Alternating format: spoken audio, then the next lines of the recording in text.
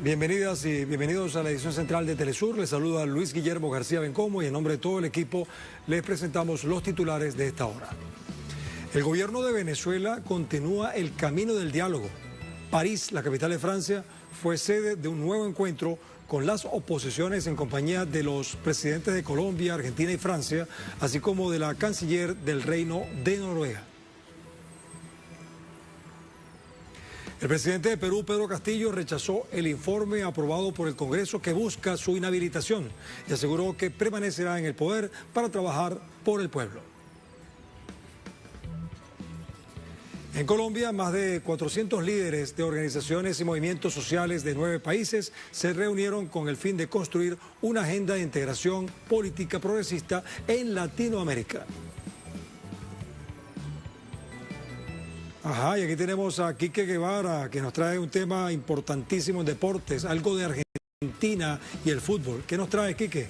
Hola Luis, saludos para ti, para toda esta gran y amplia audiencia de Edición Central a esta hora. Como siempre, un gusto reencontrarnos y nuestro principal titular en el día de hoy tiene que ver con que el director técnico de la selección albiceleste, Lionel Scaloni, ya dio a conocer la lista de los 26 jugadores que van a representar al albiceleste en el Mundial de Qatar 2022, que está a la vuelta de la esquina, tan solo 9 días.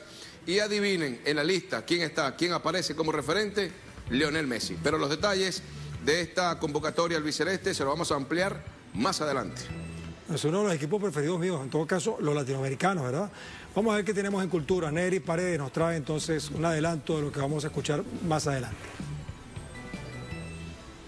Un gusto saludarte de nuevo, gracias a ti y a toda la teleaudiencia de Telesur. Les doy la bienvenida a esta edición central informándoles que ya comenzó en Argentina un encuentro internacional para conmemorar las 2 décadas del Centro Cultural de la Cooperación. Pero esta y más información cultural de los pueblos será ampliada en nuestro segmento de cultura. Gracias, Neri, gracias, Quique. Bueno, estaremos hablando de eso más adelante. Muchas gracias. El gobierno de Venezuela continúa el camino hacia el diálogo. París fue sede de un nuevo encuentro con las oposiciones al gobierno venezolano en compañía de los presidentes de Colombia, Argentina y Francia, así como la canciller del Reino de Noruega. Durante el Foro de la Paz realizado en París, los presidentes de Francia, Colombia y Argentina expresaron su pleno apoyo a la reanudación del proceso de negociación venezolana. Los mandatarios alentaron a los negociadores a continuar con sus esfuerzos para llegar a acuerdos en los campos humanitario y político con base en el memorándum de entendimiento firmado en la Ciudad de México por las 2 partes el 13 de agosto de 2021. También destacaron el papel de Noruega como facilitador del diálogo en Venezuela. Durante el encuentro, los presidentes ratificaron su voluntad de apoyar el derecho del pueblo de Venezuela a vivir en paz y sin bloqueos. Las conversaciones que sostuvimos hoy fue precisamente este foro por la paz convocado aquí en la capital de Francia, una mesa muy importante donde participaron el presidente de Francia, Emmanuel Macron, el presidente de Argentina, Alberto Fernández, el presidente de Colombia, Gustavo Petro, la canciller del Reino de Noruega, para ponerse a la orden en todo proceso de acompañamiento, de facilitación, de reanudación de las negociaciones y los diálogos entre un sector de la oposición venezolana y el gobierno bolivariano. En este contexto, el presidente de Colombia, Gustavo Petro, se refirió a la importancia del proceso de negociación entre el gobierno y las oposiciones de Venezuela, con miras a lograr un acuerdo político. Indudablemente hay un avance, un desarrollo de las mesas de negociación en México, que este grupo respalda. En tercer lugar, de parte nuestra, pues pidió que hubiera un descalamiento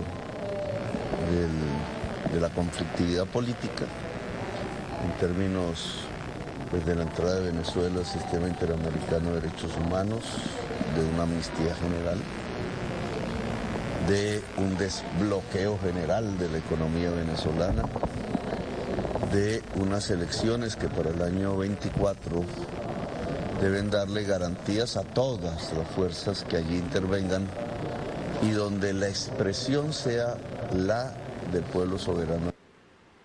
Es significativo destacar que el encuentro de París se dio luego de este importante apretón de manos efectuado entre el jefe de Estado venezolano Nicolás Maduro y su homólogo francés Emmanuel Macron durante la cumbre de la COP27 desarrollada en Egipto.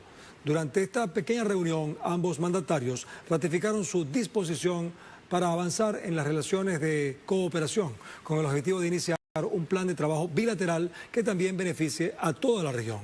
Por su parte, el presidente Maduro señaló que las puertas de Venezuela se encuentran abiertas para toda la población francesa.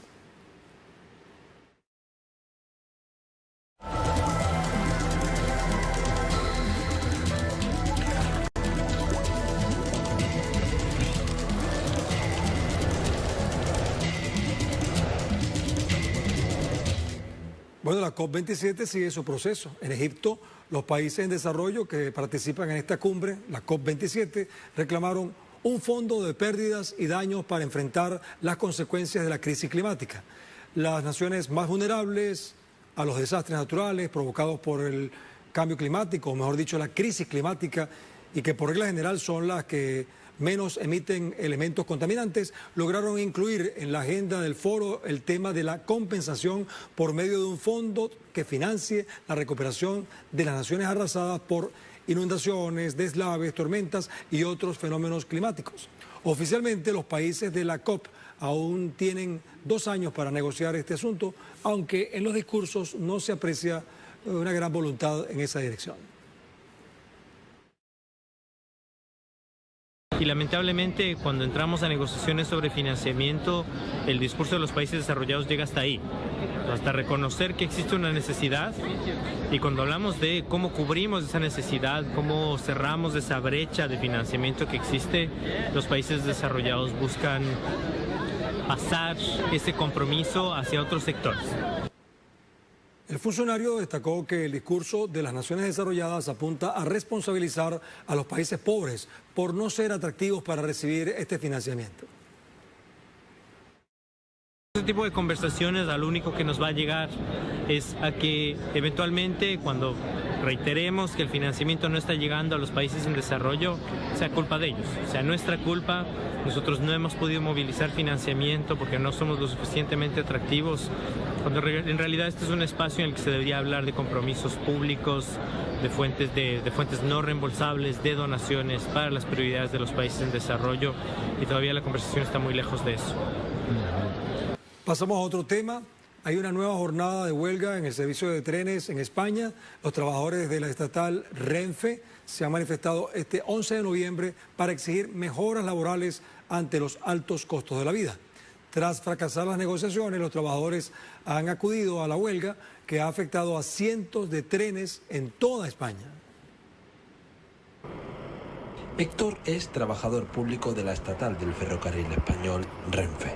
Junto a sus compañeros piden sentarse con la empresa para mejorar las condiciones de los trabajadores y un nuevo convenio. Todos los operarios que entramos nuevos de mantenimiento realizamos el mismo trabajo que los operarios que llevan 20, 30 años trabajando, con la misma responsabilidad, y cobramos la mitad. La jornada de huelga ha provocado decenas de cancelaciones y retrasos en los trenes, que han mantenido servicios mínimos de hasta el 75% en las horas puntas, y que ha pillado a muchos pasajeros de sorpresa. Cogemos el tren de las 12, pero nos hemos venido un poquito antes porque sabíamos ya todo el tema de la huelga y bueno, sí que ha afectado al tren que salía justo antes, y tengo entendido que a lo mejor iban a poner más vagones para poder ubicar a esos viajeros que se quedan sin poder viajar. Yo, por supuesto, apoyaré siempre a que se defiendan los derechos del trabajador, lo veo muy bien. Sí es cierto que deberían haber avisado con más antelación, porque hay mucha gente que se ha enterado 2 o 3 días antes y les ha pillado de sorpresa. El sindicato CGT ha exigido que se garantice el índice de precios de consumo como mínimo para la subida salarial ante la pérdida del poder adquisitivo de los trabajadores. Y solo entre 2022 y 2023 vamos a perder un 8% de poder adquisitivo en relación al IPC que da el gobierno. Un dato que, como todo el mundo conoce, se manipula perfectamente por el gobierno conforme a los intereses de los propios gobernantes. Los trabajadores quieren sobre la mesa un nuevo convenio que proteja las nuevas contrataciones y que haya salarios que saquen de la precariedad a los empleados de Renfe, que aseguran volverán a la huelga si no se llega a un acuerdo entre todas las partes. Sergio Rodrigo y Carlos Gil, Telesur, España. China asegura que sus nexos con Rusia son sólidos y ratificó su disposición de promover la cooperación entre ambos países, tras los recientes comentarios del presidente de Estados Unidos, Joe Biden. De acuerdo con el vocero de la Cancillería de China, Zhao Liyan, Beijing y Moscú son dos grandes socios estratégicos y ambos se rigen por principios de no alineación, no confrontación y de no formar alianzas contra terceras partes. El diplomático aseguró que el desarrollo sano, estable y sostenible de las relaciones entre Beijing y Moscú se basa en la confianza mutua cultivada durante muchos años. Asimismo, ratificó la disposición de Beijing de fortalecer los nexos con Moscú en todas las esferas en medio de la creciente hostilidad por parte de Estados Unidos contra ambos.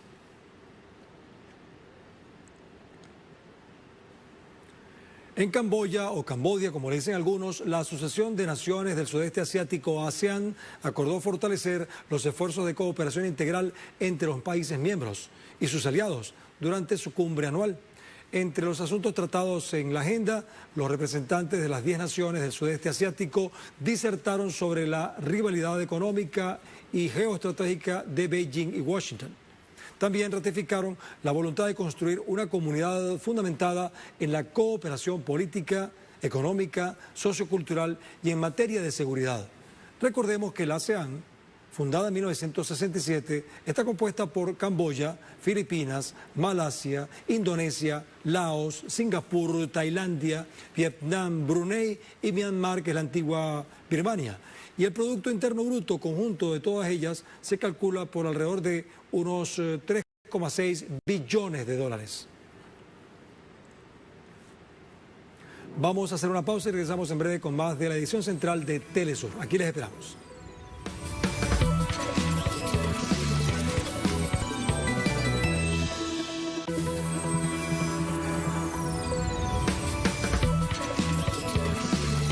Seguimos en la edición central de Telesur. Lo hacemos ahora por Cuba, donde culminó este viernes la 6ª Conferencia de Cooperación Internacional de la Asociación de Estados del Caribe, que tuvo como objetivo debatir sobre la transformación e innovación en la región caribeña. Desde La Habana, nuestra corresponsal Lisandra Andrés nos da detalles acerca de esta reunión multilateral.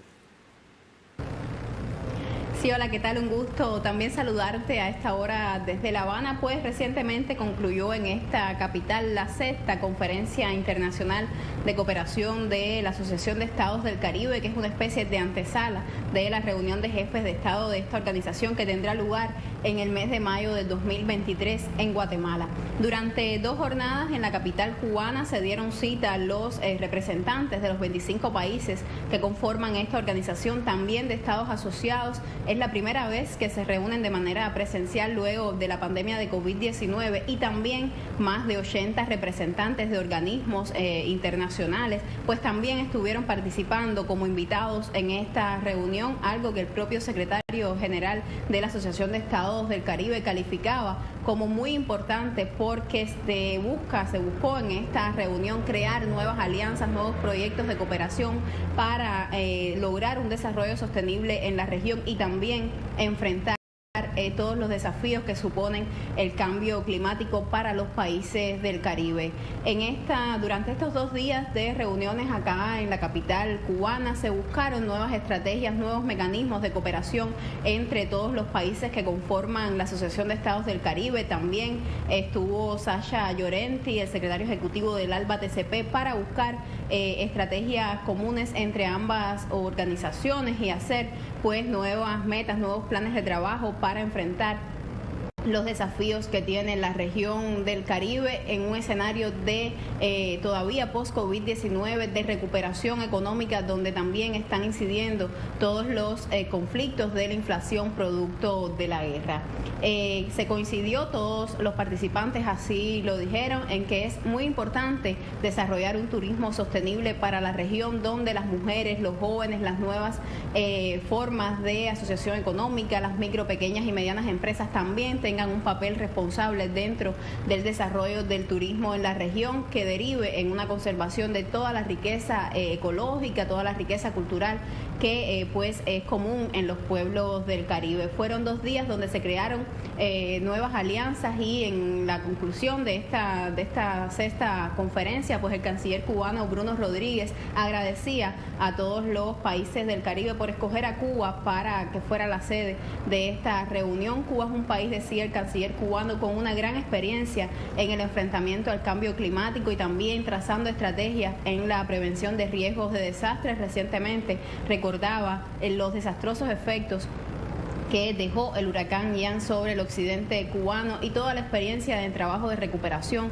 que tiene la isla caribeña para mostrar al resto de las naciones del área. También agradeció la posición de los países del Caribe en la reciente votación en la Asamblea General de Naciones Unidas de la resolución contra el bloqueo de Estados Unidos, y de manera general decía pues esta ratificación que hacían todos los países de la región con el tema de la declaración de América Latina como una zona de paz, y pues garantizaba que de cara a la próxima reunión de la Asociación de Estados del Caribe, todas estas experiencias y todas estas nuevas estrategias que se trazaron acá en La Habana pues ya puedan llevar algunos resultados a este próximo encuentro.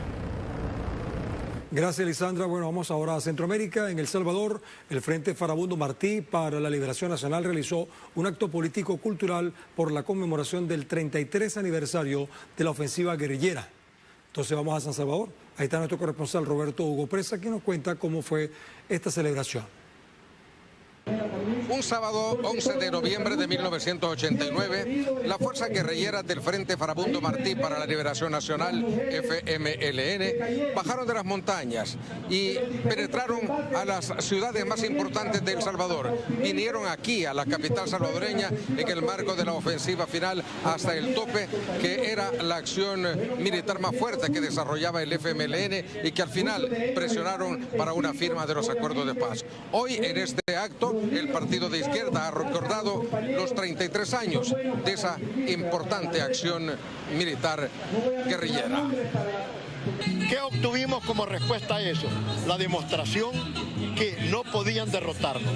Y eso abrió el espacio para un diálogo verdadero, y posteriormente se pasa a una mesa de negociación que fue instalada con el auspicio y monitoreo de Naciones Unidas en la Ciudad de México.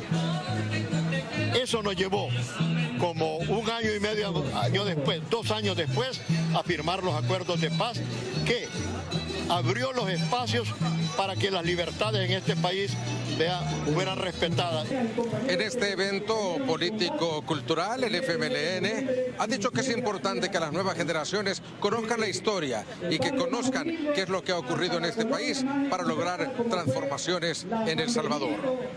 Nos reafirma algo, y es que esa tradición de lucha, ese compromiso por construir un El Salvador en el que valga la pena vivir, ha estado presente de generación en generación, y hoy las juventudes revolucionarias, las juventudes de izquierda, abrazamos ese legado, defendemos lo conquistado y estamos convencidos de que hay FMLN para rato, de que hay izquierda para rato en este país, y que las causas justas por las cuales incluso muchos salvadoreños y salvadoreñas han tenido que ofrendar su vida, hoy en el actual contexto político, social y económico del país, demanda de un papel beligerante, determinante de la izquierda salvadoreña. Durante la ofensiva final hasta el tope, militares del batallón Atlacatl aprovecharon para asesinar a 6 sacerdotes jesuitas y 2 colaboradores en la Universidad Centroamericana José Simeón Cañas. Roberto Hugo Presa, Telesur, El Salvador. Gracias, Roberto. Bueno, vamos al Perú ahora, porque el presidente de esa nación, Pedro Castillo, rechazó el informe aprobado por el Congreso que busca su inhabilitación y aseguró que permanecerá en el poder para trabajar por el pueblo. Vámonos entonces a Lima. Ahí está nuestro corresponsal Ramiro Angulo Maquiavelo, quien tiene los detalles de este asunto. Ramiro, ¿qué posibilidades tiene entonces ahora Pedro Castillo de ser llevado a una vacancia por parte del Congreso? ¿Cómo estás? Hola, Luis Guillermo. Buenas noches. Aún no hay mucha certeza respecto a si es que procederá esta inhabilitación finalmente. Hoy en la mañana Sin embargo, la Subcomisión de Acusaciones Constitucionales aprobó el informe final que recomienda su inhabilitación por este delito de traición a la patria. Este informe tiene que pasar a la Comisión Permanente y luego al Pleno del Congreso, en donde se requieren 66 o 65 votos para lograr esta inhabilitación. Pero ¿qué sucede? Que los miembros de la Comisión Permanente, que entonces de los 130 congresistas que hay en el Perú, se le tiene que restar estos 33 y quedarían 97. O sea, se necesitan 66 contando de estos 97. Y los conteos que están haciendo en algunos medios de prensa es que por lo pronto hay 50 votos a favor de inhabilitar a Castillo. Entonces, si bien esto va a pasar por la Comisión Permanente y se va a aprobar porque esos 33 congresistas solo se necesita una mayoría simple para que esto sea aprobado en la Comisión Permanente. En el Pleno, al parecer, esto no alcanzaría esta votación para lograr la inhabilitación. Es por eso que se explica un poco que el presidente Castillo haya señalado de que él no se amilana, ¿no?, respecto a esta aprobación de este informe final que acaban de hacer en la Subcomisión de Acusaciones Constitucionales, porque al parecer todavía no habrían esta cantidad de votos para vacarlo. Hay que añadir también, Luis Guillermo, de que hace poco el premier Aníbal Torres ha planteado la presentación de una cuestión de confianza para iniciar el proceso del cierre del Congreso. Y al parecer los congresistas de oposición han tenido cierto temor y están buscando diversos mecanismos, ¿no?, para contraatacar. El día de ayer, por ejemplo, se suspendieron todas las funciones en el Congreso, no hubo pleno, se cerró el Congreso, los trabajadores administrativos no fueron a trabajar porque hubo una movilización, una marcha en respaldo a Pedro Castillo. Y pese a que hoy día también en la Comisión de Constitución han hecho algunos trámites para intentar anular este inicio de lo que sería el cierre del Congreso, en la presidencia del Consejo de Ministros persisten en el tema de la cuestión de confianza y al parecer habría la posibilidad de que también esto pueda presentarse. Entonces hay una pugna y respecto al tema de la inhabilitación por traición a la patria todavía eso no está muy claro. Al parecer no procedería, pero hay que esperar porque nunca se sabe a ciencia cierta qué es lo que sucederá finalmente, Guillermo. Ramiro, una pregunta que me hago yo y me imagino que mucha gente se hará. ¿Qué gestión de gobierno puede mostrar Pedro Castillo si se ha pasado todo el tiempo defendiéndose del Congreso? Y al mismo tiempo, ¿qué gestión puede mostrar el Congreso si todo el tiempo se le ha pasado atacando a Pedro Castillo? ¿En manos de quién está el país entonces? ¿Si están en constante confrontación? Sí, es una inquietud muy válida en realidad. Y realmente la confrontación que ha habido durante todo este tiempo desde que Pedro Castillo ha ingresado al gobierno no ha permitido que al menos se comuniquen desde el gobierno obras importantes, ¿no?, para beneficio de las mayorías. Han habido algunas leyes en favor de los trabajadores que han sido mínimas, pero lo que principalmente se ve es que hay como logros y pugnas respecto a intereses particulares de grupos de legisladores que defienden algunas causas que si bien benefician a alguna cantidad importante de mayoría, también los benefician a ellos porque están directamente vinculados con esos intereses. Y por el lado del Congreso, bueno, ha habido obstrucción y dado de que se trata de congresistas liberales y de la derecha, generalmente están siempre tratando de, digamos, gestionar intereses más vinculados al gran sector empresarial. Entonces, lamentablemente, ni por el lado del Congreso, ni tampoco por el lado del Ejecutivo se pueden palpar, o al menos no se han comunicado de manera importante logros, ¿no?, que puedan hacer que la población sienta cierta, los valide, ¿no?, como autoridades en el Perú. Bueno, justamente te quería preguntar sobre eso. En el Congreso, ¿qué leyes se discuten en favor del pueblo? ¿Qué leyes se están desarrollando para el desarrollo económico de la nación? No son muchas en realidad. Por ejemplo, ha habido un CADE, que es el evento empresarial más importante que hay en el Perú, y el presidente Castillo no ha estado presente, el premier Aníbal Torres tampoco ha estado presente. Parece que, digamos, los esfuerzos están concentrados desde la oposición en vacar al presidente principalmente, y en el gobierno no atan ni desatan tampoco para buscar soluciones para las mayorías. Es decir, es un ambiente un poco de incertidumbre, ¿no?, el que se vive, y un poco también se ha reflejado el día de ayer en la movilización que ha habido, ¿no? Protestando en contra del gobierno, perdón, en contra del Congreso principalmente, pero también exigiéndole al gobierno que cumpla las promesas que hizo al entrar al poder. Muchas gracias, Ramiro Angulo Maquiavelo, desde Lima, Perú. Entonces, un juego aparentemente trancado entre gobierno y Congreso, y el pueblo esperando que ambos se pongan de acuerdo en beneficio de todos. Bueno, muchas gracias. Vamos ahora a Brasil. El gobierno de Jair Bolsonaro recortó 50% de los recursos destinados para el sector salud en el 2023. Una encuesta del Instituto de Estudios para Políticas de Salud refleja un recorte de 50% en esa área, enmarcado en la planificación presupuestaria de la administración de Bolsonaro para 2023. La Asociación Brasileña de Economía de la Salud afirmó que los recortes fueron motivados por el desvío de cerca de 20.000 millones de reales brasileños. Según datos de la organización, mientras aumentan los fondos para reformas parlamentarias, disminuyen los recursos para los programas sociales. Y esto ocurre justamente cuando ya sabemos que el próximo gobierno es de Lula da Silva y no de Bolsonaro.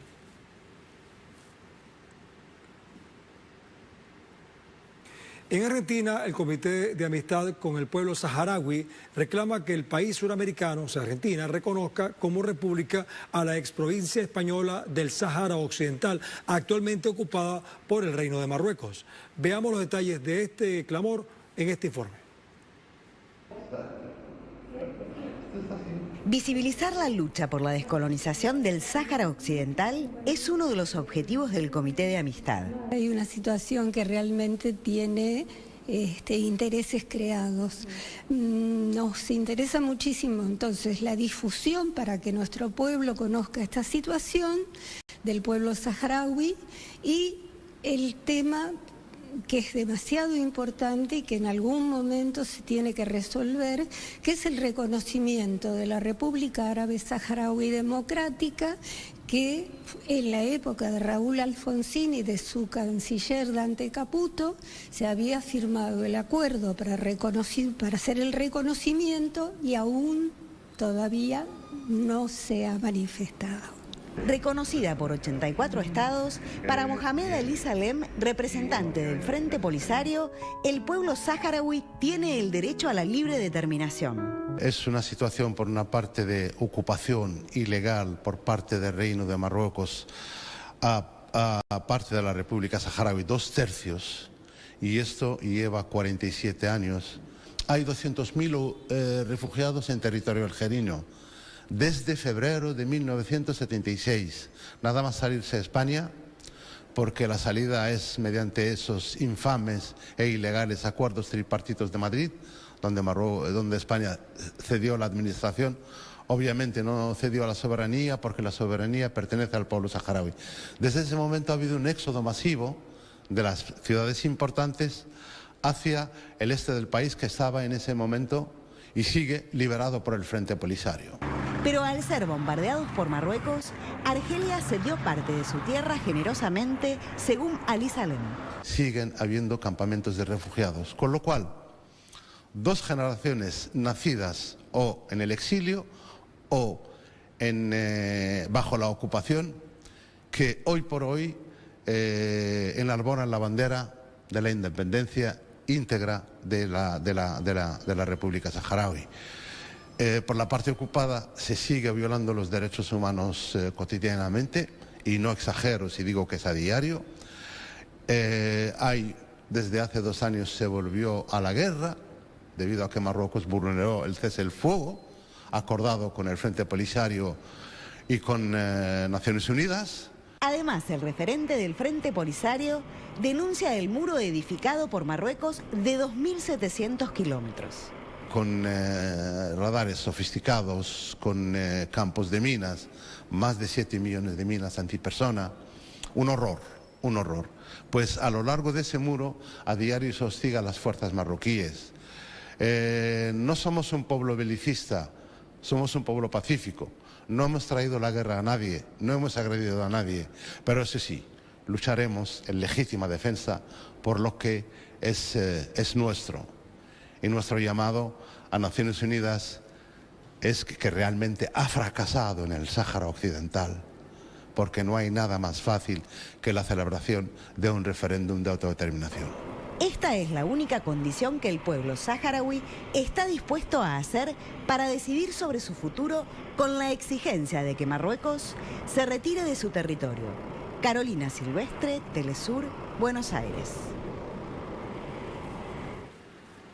Pongan atención al siguiente dato. Seguidores de Luis Fernando Camacho, el gobernador de Santa Cruz en Bolivia, saquean e incendian sede de la Federación de Campesinos de Santa Cruz. Por eso vámonos hasta La Paz. Nuestro corresponsal Freddy Morales está atento a todo esto y nos cuenta. Freddy, ¿qué está pasando ahora? Una situación de violencia complicada, ¿no? Hola Luis Guillermo, buenas noches. Ha sido una jornada muy violenta en la ciudad de Santa Cruz. Los seguidores de Fernando Camacho, el gobernador de Santa Cruz, y del Comité Cívico, que impulsan una huelga indefinida que precisamente hoy cumplió 21 días. Primero atacaron durante la mañana una marcha de comerciantes que exigía que termine la huelga para que puedan trabajar. Y ya por la tarde se desencadenaron acciones mucho más violentas aún, con la quema de las instalaciones de la Federación de Campesinos, por ejemplo, pero también se han realizado otros actos de violencia en otras instituciones públicas. Sobre este panorama hemos preparado el siguiente informe. Veamos. La violencia empezó por la mañana cuando grupos de choque agredieron una marcha de comerciantes minoristas que exigían la suspensión de la huelga que ya suma 21 días. Por la tarde, los grupos del Comité Cívico saquearon y quemaron la sede de la Federación de Campesinos. El nivel central del Estado debe poner mano dura y decretar estado de excepción en la ciudad de Santa Cruz por la escala de violencia que ya causó 4 muertes, más de 178 heridos. Los grupos violentos por la tarde tomaron y saquearon la sede de la Central Obrera Departamental. El canal estatal Bolivia TV suspendió sus emisiones desde Santa Cruz ante el acoso de los violentos que amenazan con otras tomas de instituciones estatales. Central Obrera, todos reunirse frente a este ataque para tomar las decisiones. Hoy lo vemos muy preocupante y lamentable. Hay ya el inicio del golpe de Estado, lo que está suscitando en Santa Cruz. El gobernador de Santa Cruz, Fernando Camacho, activo ejecutor del golpe de Estado de noviembre de 2019, desahució cualquier posibilidad de solución, como se había mencionado en las últimas horas, con la convocatoria a un cabildo para este domingo. No se dejen engañar con que hay un cabildo para que se levante el paro, no se dejen engañar. No podemos nosotros levantar medidas cuando nos están agrediendo, cuando nos están atropellando, cuando nos están insultando, cuando vienen a humillar, a patear a nuestra gente, no podemos hacerlo. Este viernes se cumplieron 21 días de la huelga indefinida, que significa un alto costo económico para la región y el país. Estamos sometidos a que un grupo de una élite cruceña, élite empresarial también, élite cívica, no le permita al pueblo cruceño producir. Le ha quitado a muchos el pan de la boca, el día a día. Hay otra Santa Cruz distinta a la élite de Camacho y del Comité Cívico, que se bate el día a día, vive con el sudor de su frente. El gobierno sumó 4 muertos en puntos de bloqueo y 178 personas heridas como parte del costo del paro antes de que se inicien las quemas y saqueos. Guillermo, la situación en este momento es de mucha tensión en la ciudad de Santa Cruz, en la ciudad capital fundamentalmente. Hay varias personas detenidas. La derecha que está impulsando esta movilización contra el gobierno, con el argumento de exigir el adelanto del censo, se ha declarado víctima del gobierno y víctima de la policía. La derecha ha señalado que son los propios campesinos los que han hecho su propio autoatentado. También fueron desvalijadas las oficinas de la Central Obrera Departamental y la derecha dice que los propios dirigentes fueron quienes atacaron primero la sede y luego se robaron todo lo que había allí dentro. El canal estatal de televisión continúa sin emitir desde la ciudad de Santa Cruz debido al acoso de estos grupos violentos que también han anunciado para las próximas horas la toma de otras instituciones estatales. El vicerrector de la Universidad Estatal de Santa Cruz ha anunciado que en el cabildo convocado para la noche de este domingo se decidirán nuevas y más radicales medidas de presión. Ha explicado que hasta ahora son muy leves las tomas que se están realizando de instituciones estatales y que se planteará al cabildo una toma radical de las instituciones del Estado en la ciudad y en el departamento de Santa Cruz.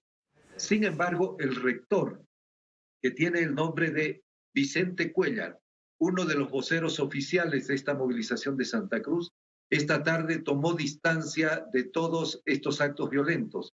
Advirtió que hay algún sector político que quiere aprovecharse de la movilización y de la huelga de 21 días y ha señalado que él no se prestará a esas acciones de esos sectores políticos que están queriendo radicalizar la situación. Esta mañana el rector precisamente había anunciado que el cabildo del domingo podría suspender las medidas de presión al considerar que prácticamente esa movilización ya consiguió su objetivo hace tiempo, cuando el gobierno nacional anunció que con los resultados preliminares del censo se va a hacer la distribución de recursos y se van a aplicar otras medidas también favorables a las regiones el año 2024, precisamente como lo venían exigiendo los dirigentes cívicos y políticos del departamento de Santa Cruz. Hasta el momento el gobierno nacional no se ha pronunciado oficialmente sobre la situación de violencia que se ha presentado en esta jornada, insisto, en la ciudad de Santa Cruz. Guillermo. Freddy, disculpa, ¿qué herramientas tiene el Estado venezolano, el Congreso, la Fiscalía, la Defensoría del Pueblo para responsabilizar a Luis Fernando Camacho, gobernador de Santa Cruz, de los crímenes? Porque tú dices que ha habido 4 muertos en los últimos días de este caos, para que entonces se acumule un expediente en su contra y de repente pueda acompañar a Yanine Áñez en la cárcel. ¿Existe alguna posibilidad de eso? Desde el inicio del conflicto se han producido las 4 muertes en los puntos de bloqueo. Esta semana, por ejemplo, se produjo, una de las muertes, un joven motociclista de 22 años que a la 1:30 de la madrugada iba con la familia manejando la moto y no se percató de que se había extendido de extremo a extremo un alambre y prácticamente murió decapitado. Por actos de violencia de quienes se están cuidando, entre comillas, los bloqueos, se han producido las muertes en los 4 casos. También, según una evaluación del gobierno, las 178 personas heridas en lo que va de este conflicto. El gobierno, a la Defensoría del Pueblo y la Fiscalía General de la Nación han anunciado que realizarán las acciones legales pertinentes contra las personas que han ejecutado estos hechos de violencia, pero también contra los instigadores de los hechos de violencia. Ante esta situación, los parlamentarios de la derecha están realizando denuncias ante la Comisión Interamericana de Derechos Humanos, están solicitando que de inmediato se constituyan en Santa Cruz, porque afirman que son estos grupos patrocinados precisamente por la gobernación y el comité cívico, que obligan, por ejemplo, a que los locales estén con las puertas cerradas y no atiendan para que acaten el paro, que obligan a que no haya circulación de vehículos en la ciudad mediante bloqueos en calles y avenidas. Bueno, la derecha dice que estos grupos son los que están sufriendo la violencia y el acoso de parte del Movimiento al Socialismo, que es el partido en función de gobierno, y también de las organizaciones sociales que respaldan al presidente Arce. Es absolutamente la historia al revés, la que algunos medios de comunicación y estos grupos que patrocinan la huelga indefinida en Santa Cruz están contando tanto en Santa Cruz como en el resto del país y están denunciando, entre comillas, a las organizaciones internacionales que velan por los derechos humanos. Muchas gracias, Freddy, por esta aclaratoria acerca del expediente que se está preparando. Vamos a ver cómo evoluciona todo esto y esperemos que todo salga bien. Muchas gracias, Freddy. Desde Bolivia, desde La Paz.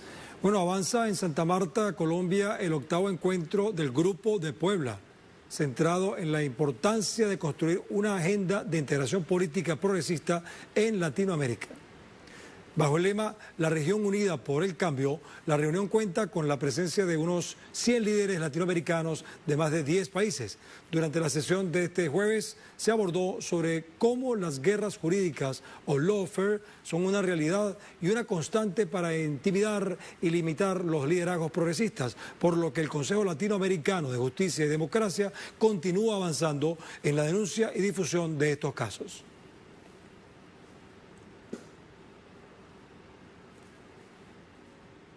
Bueno, vamos a hacer una breve pausa acá en la edición central y regresamos con deportes, que por cierto, Quique está muy ansioso en contarles lo de Argentina.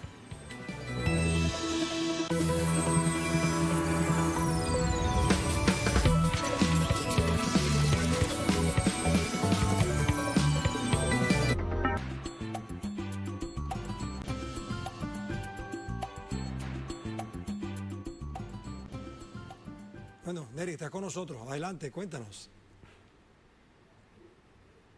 Gracias por continuar con nosotros. Ampliamos información en materia cultural, contándoles que ya comenzó en Argentina un encuentro internacional para conmemorar las 2 décadas del Centro Cultural de la Cooperación. Esto con un debate sobre los desafíos de las culturas regionales ante la ofensiva neoliberal. La cita inició esta jornada a las 16 horas con un debate sobre los desafíos de las culturas regionales ante la ofensiva neoliberal. Para este próximo sábado está previsto un intercambio sobre las batallas y la articulación en el sector con el propósito de lograr la emancipación de los pueblos. El politólogo argentino Atilio Borón inauguró el evento, que concluirá con un festejo en la Avenida Corrientes. Entre los invitados se encuentran el ministro de Cultura de Cuba, Alpidio Alonso, el presidente de Casa de las Américas, Abel Prieto, el directivo de Descolonización y Despatrialización de Bolivia, Pelagio Condori, y la extitular de la Asamblea Nacional de Ecuador, Gabriela Rivadeneira, entre otros. Artistas e investigadores de las ciencias sociales forman parte de este espacio de formación y producción fundado en 2002 sobre la base de la cooperación, la solidaridad, la equidad y la democracia.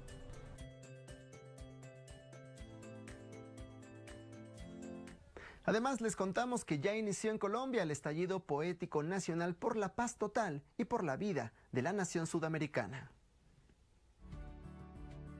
La cita convoca este 11 y 12 de noviembre más de 300 poetas de más de 30 ciudades de todo el territorio nacional, que formarán parte de 80 lecturas de poemas. Este evento tiene como principal objetivo impulsar programas pedagógicos en profundidad con todos los habitantes de la nación colombiana, esto en terreno de la escritura creativa y testimonial.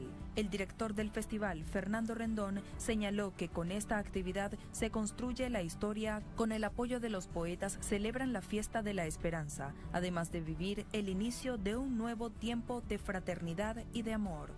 Anunciaron su participación en la iniciativa Cali, Medellín, Antioquia, Tunja, Santa Marta, Bogotá y otras ciudades regionales.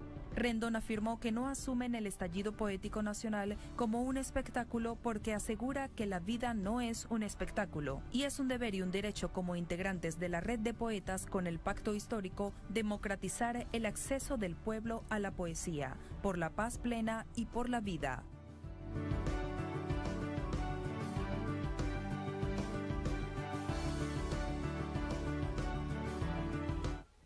Y con esta información cerramos nuestro segmento cultural. Regreso contigo. Muchas gracias, Neri Paredes, por tu informe cultural. Y bueno, con él cerramos también la edición central de Telesur por este día y también por esta semana. Los invitamos para el próximo lunes, cuando estaremos llevándoles una emisión similar aquí en Telesur.